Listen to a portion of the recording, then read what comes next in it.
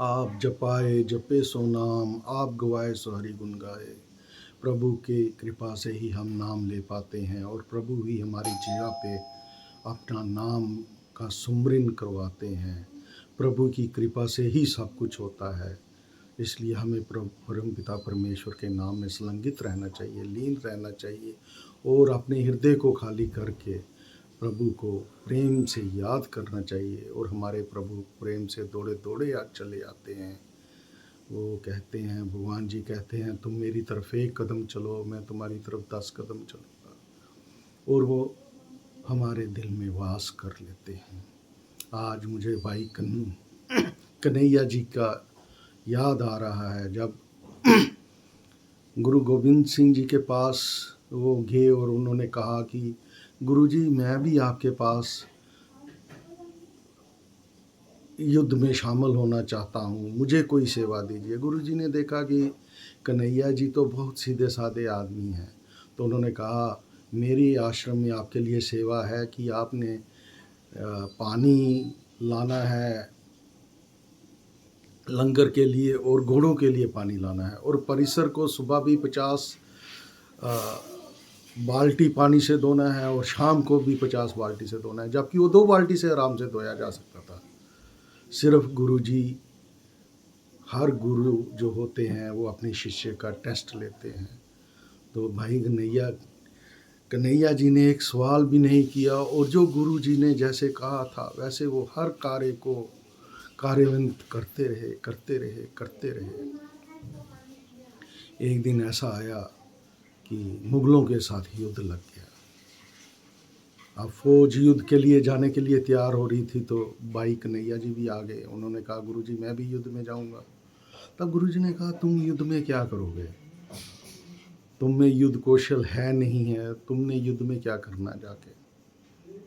क्योंकि भाई कन्हैया जी में तो सिर्फ दया थी, करुणा थी, सहजता थी, सरलता थी, गुणम था, पुनम था, शीलम था।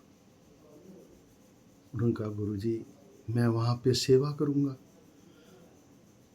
जो फौजी आपके जो सिपाही शाम को जख्मी हो जाएंगे उनको युद्ध के दौरान पानी पिलाऊंगा, जो शाम को जख्मी हो जाएंगे उनका दवा दारू करूँगा। गुरुजी ने कहा ठीक है। वो उसको युद्ध में ले गए भाई कन्हैया जी को।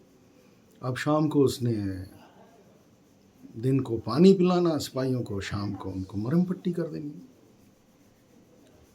एक दिन वो सिपाहियों ने गुरुजी से कंप्लेंट की, गुरुजी ये कैसा सेवक है, ये दुश्मनों को भी पानी पिलाता और उनकी भी मरहम पट्टी करता है, मुगलों की भी मरहम पट्टी करता है, उनको भी पानी पिलाता है।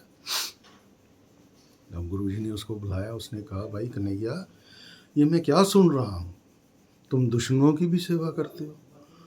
उसने कहा गुरुजी ना मुझे कोई दुश्मन दिखता है ना मुझे कोई दोस्त दिखता है, मुझे तो सब में प्रभु का अंश दिखता है, मुझे तो सब में आप ही दिसते हैं गुरुजी, तुसी मैनू सारे च दिसते हो।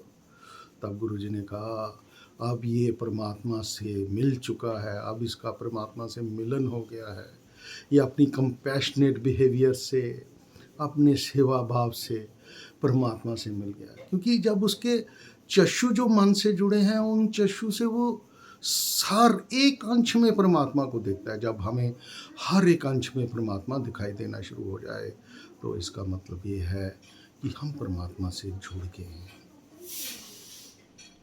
फिर दूसरे द्वारपाल हमारे मुख के, हमारे कान हैं। जो आदमी हर समय भक्ति रस में संलग्नित रहता है, सुनता रहता है, सुनता रहता है, सुनता रहता है और उसके दिमाग में कुछ और नहीं जाता, वो सिर्फ प्रभु के नाम को ही सुनता रहता है, सुनता रहता है, तो उसे भी प्रभु की प्राप्ति हो जाती है। भजन कीर्तन हर समय सुनता रहना, कथा सुनते रहना, भगवान के नाम को सुनते रहना, तो हर समय जो प्रभु के नाम को भी सुनता है, पूर्ण श्रद्धा भाव से सुनता है, उसे भी परमात्मा की प्राप्ति हो जाती है।